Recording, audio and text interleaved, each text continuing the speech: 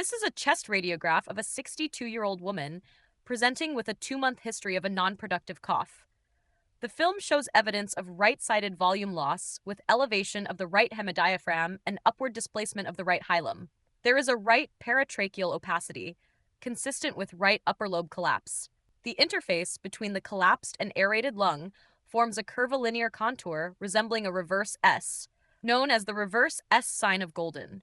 A faint juxtaphrenic peak is also noted. Follow-up CT confirmed complete right upper lobe collapse due to an endobronchial mass obstructing the right upper lobe bronchus. The mass was hyperenhancing, consistent with a carcinoid tumor, which was subsequently confirmed histologically. The two main possibilities on the chest radiograph are right upper lobe collapse from mucus plugging or from an endobronchial lesion. The associated mass and the characteristic reverse S configuration strongly favor collapse secondary to a central obstructing tumor. Right upper lobe collapse can occur due to mucus plugging, inflammatory processes such as tuberculosis, or more neoplastic obstruction. When caused by a central mass, the mass produces a convex inferior bulge at the collapsed aerated lung interface, creating the distinctive reverse S sign of Golden.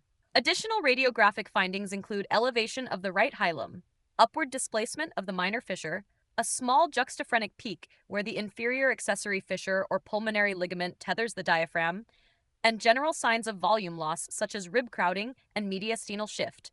Occasionally, right upper lobe collapse can be associated with a small pneumothorax caused by a vacuum phenomenon, pneumothorax ex vacuo.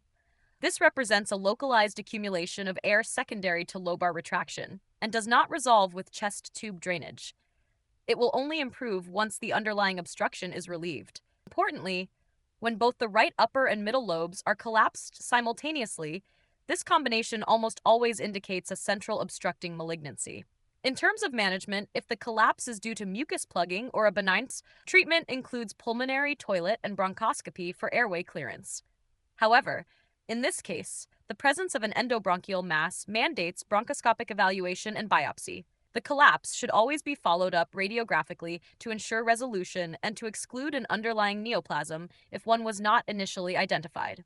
In summary, this case demonstrates a right upper lobe collapse with the reverse S of Golden caused by an obstructing endobronchial carcinoid tumor, showing classic features of volume loss, hilar elevation, and right paratracheal opacity, a high yield and exam-defining radiographic pattern.